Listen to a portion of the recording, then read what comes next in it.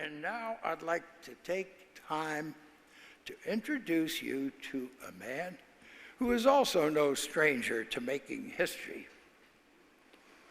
His Highness, Prince Sultan bin Salman, was the first man from an Arab country to travel into space.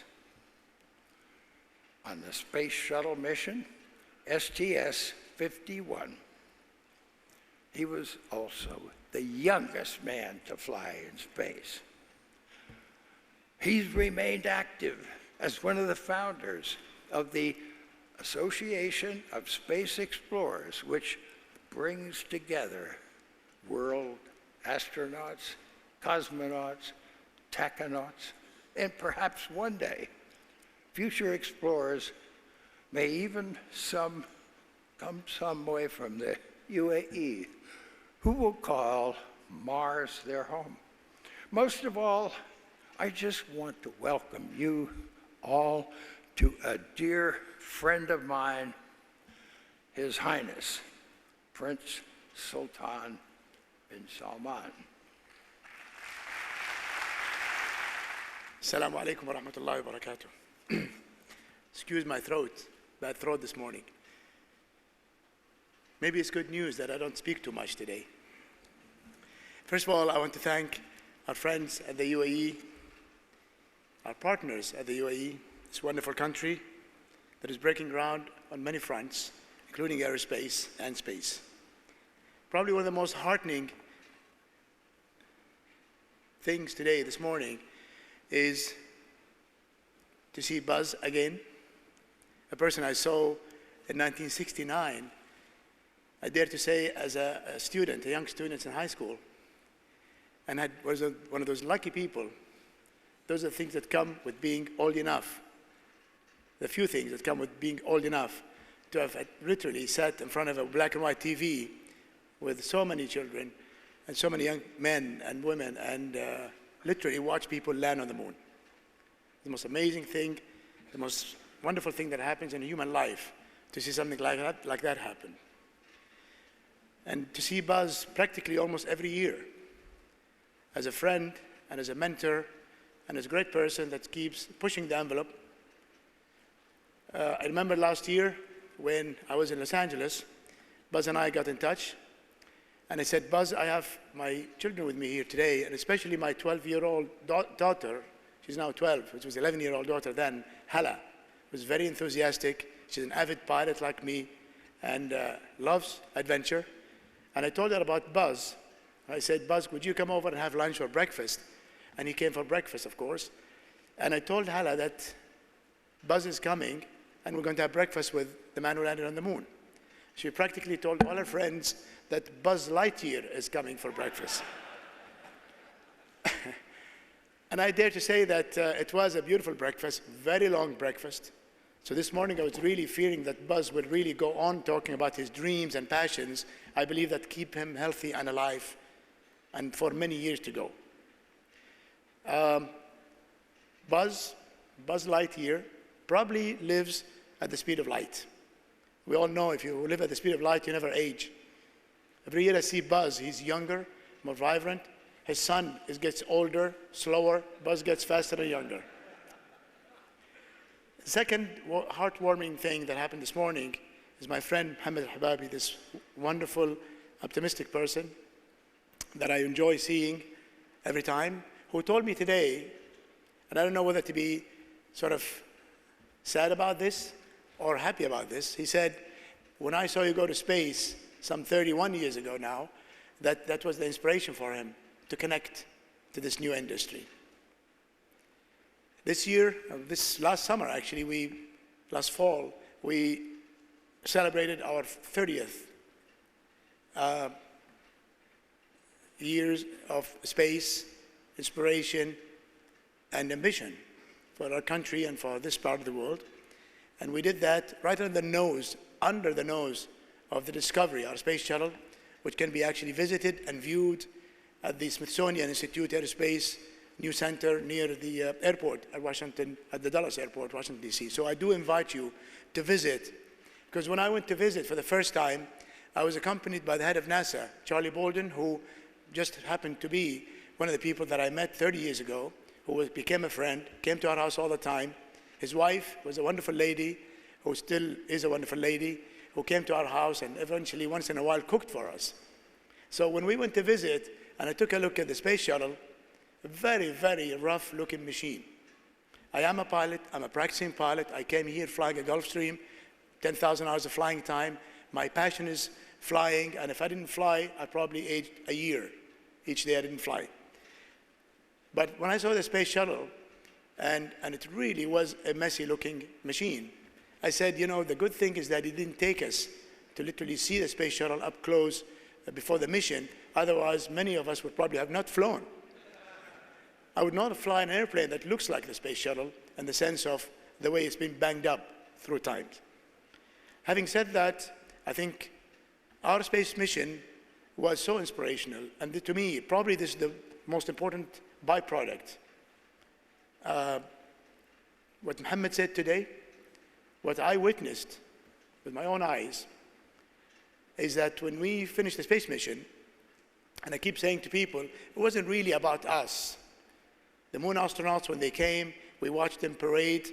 We had our own parades coming through Saudi Arabia and even in the Arab world. I was one of the very fortunate people to have visited all the countries in the Arab world, except one, and have had met some very inspiring people, especially Sheikh Zayed, whom I really regard as a man of vision, a man of the future, a man that comes from the desert, but his head literally lives on the planets. A man who brought this wonderful country, this great country, together, but not only bringing a country together, which is not the most difficult thing, but to bring a country together, keep it together, and keep it looking forward. And having said that, at the Gulf area, and I come from Saudi Arabia, this is probably the magic number. People always wonder, and we do live in a very turbulent world, especially in the Arab world today. Very unfortunate, and I did say a while ago that not only the Arab world is the loser from the conflict that's happening in the Arab world, the fragmentation of people, and the young people that are immigrating by the hundreds and the thousands every day, but I think the rest of the world is also a loser. This part of the world is where people ventured into space, at least with their minds and their sciences. This part of the world has always enriched humanity and has a great role to play in the future of humanity. And losing the people of the Arab world, losing the smart, diligent people of value of the Arab world in a way that we see today is really disastrous, not just for the Arab world, but it is really disastrous for the rest of the world and the rest of humanity. What keeps our countries in this region, like Saudi Arabia and UAE, coherent, what keeps people moving forward in spite of the adverse conditions, to say the least, that we live in today, with all the challenges that go on, wars, terrorism, and lack of resources, and economic challenges today, is that these countries were created on the premise of bringing people together, not divide and conquer. And what happened in the Arab world with the early revolutions, so-called revolutions, and I think they were not revolutions in the sense of revolutions that will energize and ignite futuristic countries, countries that are stable and prosperous. But they were revolutions that really pretended to be toppling monarchies or political systems, but literally they were revolutions against the people of those countries. And when the lid was lifted, I believe, in what's so-called the Arab Spring, I called it the Arab flood. People of the desert, when it really rains and pours, we call it a flood. The spring comes way later, and we're still waiting for the Arab Spring to come. These countries of ours, our countries, were countries that really started on the premise of bringing people together and building a future together. And that's why they today prosper and face all these amazing challenges. Sometimes when I look at the news, and I do that at minimum today, I begin to think it's not a bad idea to go to Mars much earlier. Sometimes you want to be in Mars. But we look at the future. Saudi Arabia has invested heavily. When we submitted a report of the space mission, when we went to the space mission, and there's a long story, it's published in my memoirs on our website, I think somebody wrote it for me, ksaspace.org. I put a lot of information on that website, my friends did, my colleagues, but I think one of the most important things, when we submitted a report, we said we should not make this into just a media bubble. We've had an amazing experience starting from the whole process of negotiating into going into the space shuttle, something that was offered to countries that launched satellites, and Saudi Arabia was put forth because we were really the founders, more or less, the largest founders of the Arab Satellite Organization, and we were practically at that time the most advanced in space technology in the sense of communications and so on.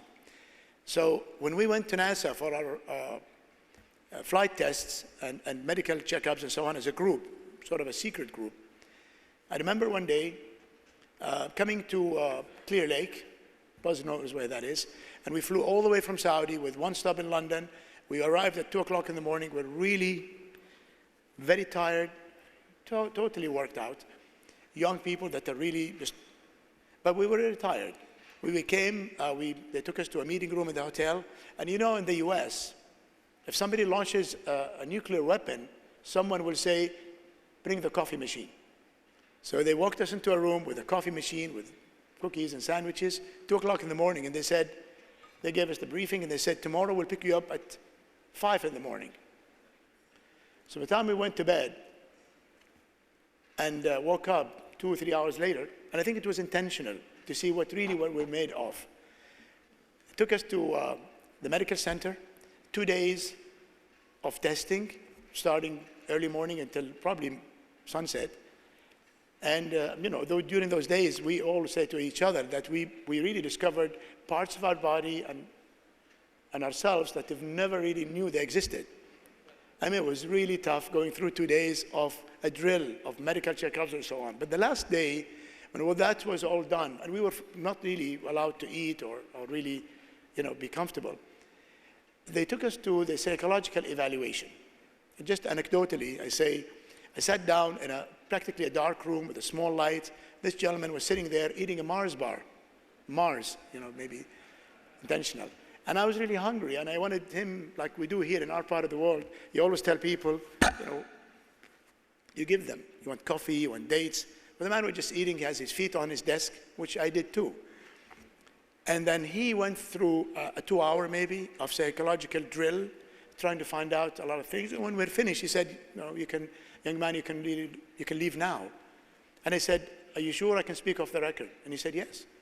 I said, what are you looking for when you do this psychological drill? He said, well, we're looking for people that are stable, quote, stable, astronauts and stable don't really correlate very much.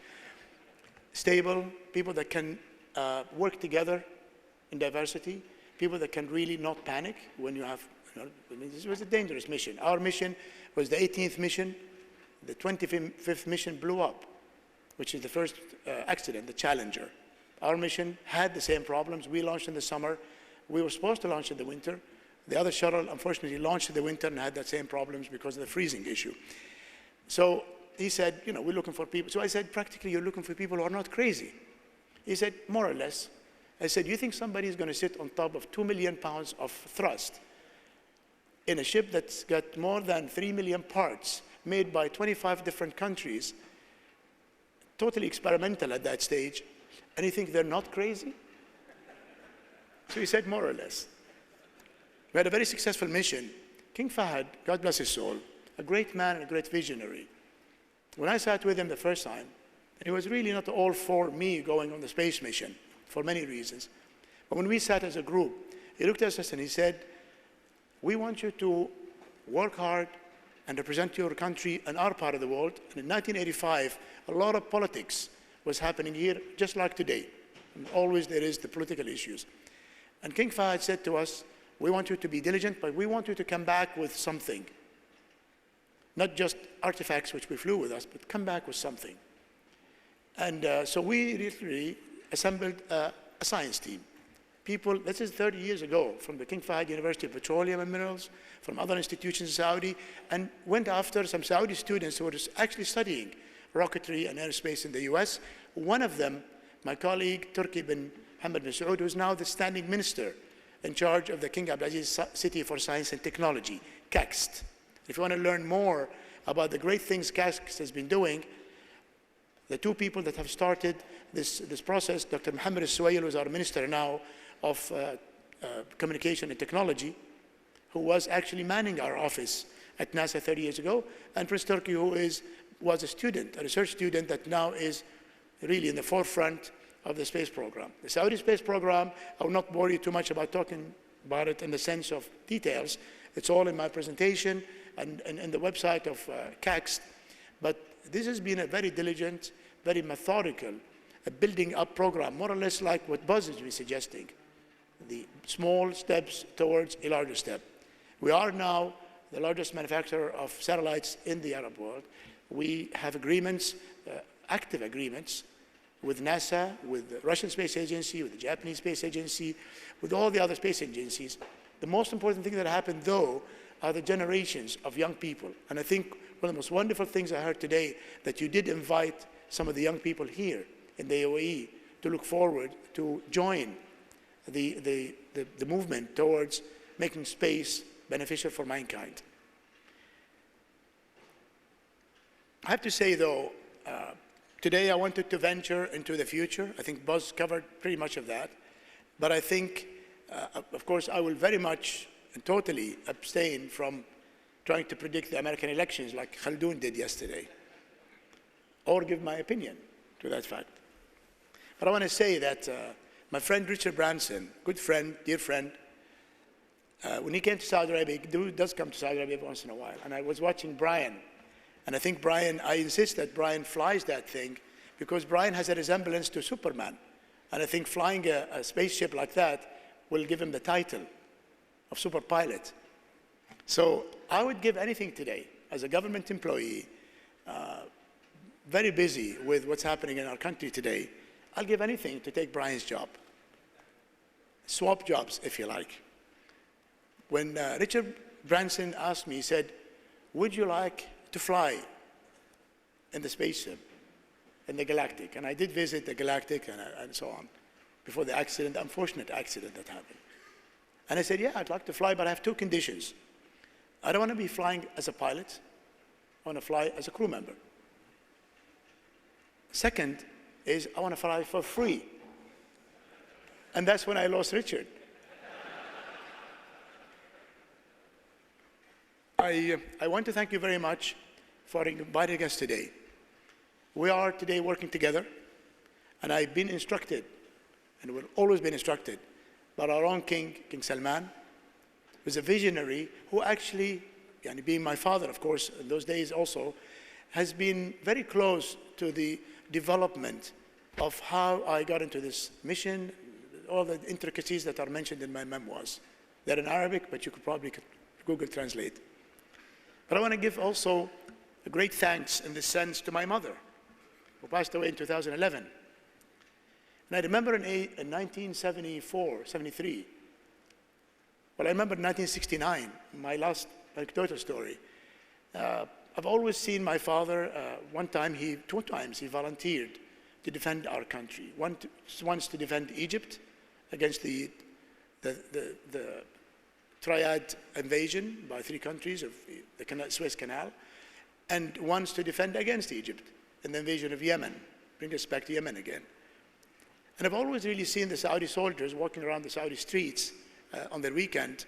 They were obliged to wear uniforms so to attract more people to join the military. And I wanted to be a soldier.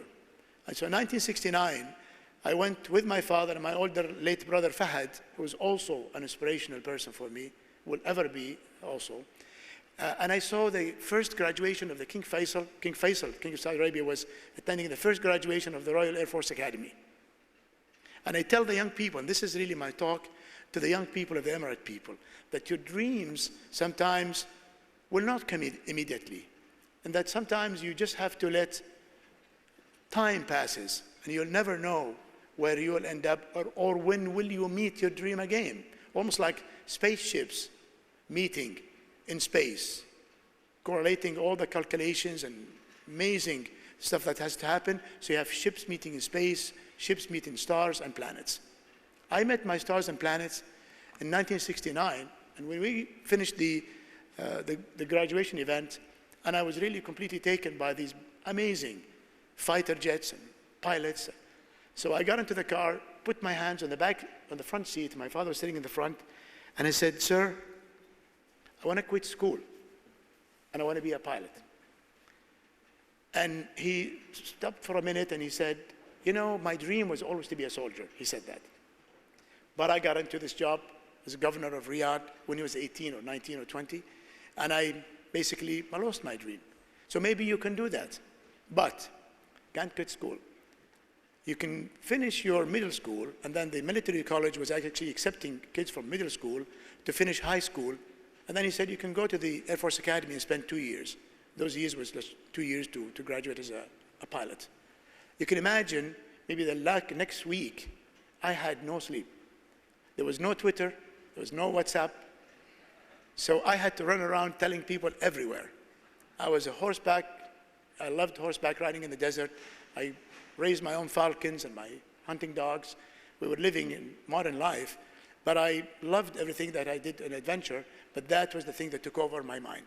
Unfortunately, within months, I got hit by a very rare virus that disabled my joints, the rest of my body, literally, and those dreams came to an end.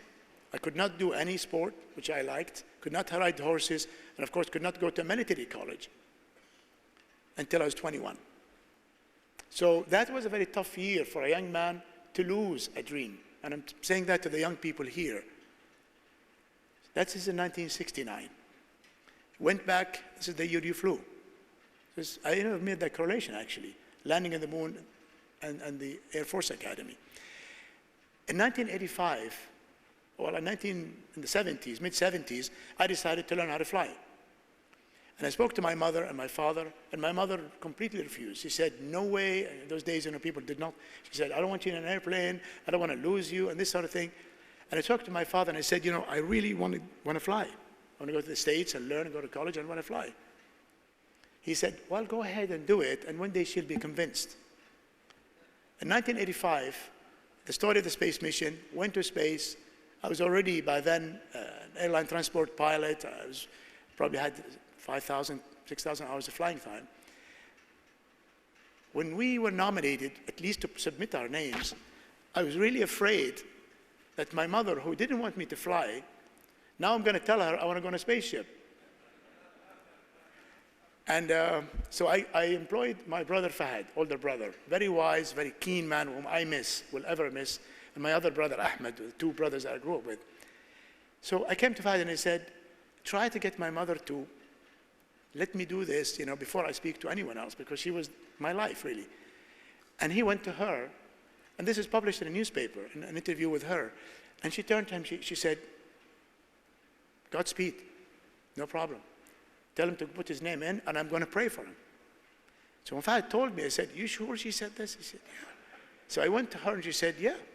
And I said, why did you refuse in 74, 73, 74, that I fly a small single-engine airplane, and now I'm going to go on a space shuttle that eventually, maybe, will have basically everybody's predicting the accidents and the blow-ups and the risk. She said, because then you were doing it for yourself. This is you're doing it for your country. Like all the soldiers today that are defending their countries or going places for their country, like Buzz did. So that really something was amazing. So in 1985, we fly the space mission and all the story that goes with it. And one of the newspapers has a title that said, I'm orbiting Earth and my mother is orbiting the Kaaba in Mecca, which is true, actually. She was there just praying. But when we came back, this is really the story now connecting to 69. For the young people here, ambitious, and really want things to happen right now and today. Some things will not happen in your own timing. The stars have to meet or collide eventually in the future. We're in the airplane, we land and look out of the window, and King Fahad and everybody the who's who in Saudi Arabia was meeting us, not me or my backup, my friend Abdul Masih Bassam, but also the science team. It was a holistic mission. Even the receptions we got in the country, we never thought of those as receptions for people. They were receptions for a period of time. We just got our heads out of a massive development period in Saudi Arabia that started in the 70s with the rise of the oil prices, which we all hope will do that again this time. And people literally saw development as basically roads and factories and hospitals, never really seen the investment that happened in people in Saudi. So probably the first time people got stunned that our own people are now at NASA, and we did participate in everything, science programs, got into all the institutions. NASA gave us a green card. Green card, this is a story to be told. We got in everywhere, we went everywhere. My French colleague, Patrick Baudry, didn't get the same green card. And that was a story Buzz probably will tell you about some other time. In 1985, when we landed and the airport was full of people, the first person to come on the flight was my boss, the Minister of Communication, Mr. Ali Shah, who's still alive. And he shook hands with me and told me all the nice words somebody would tell his employee. And he said something that blew me away. He said, I want to tell you, today King Fahd issued a royal decree appointing you an officer in the Royal Saudi Air Force. Something I wanted to do in 1969. He saved me a lot of the headache from having to build up from a student pilot or all that. I became exactly what I wanted to do in '69. An Air Force officer. I went into Air Force training and conversion program in Riyadh, the King Faisal Academy, the same place where I saw my dream come true and visit.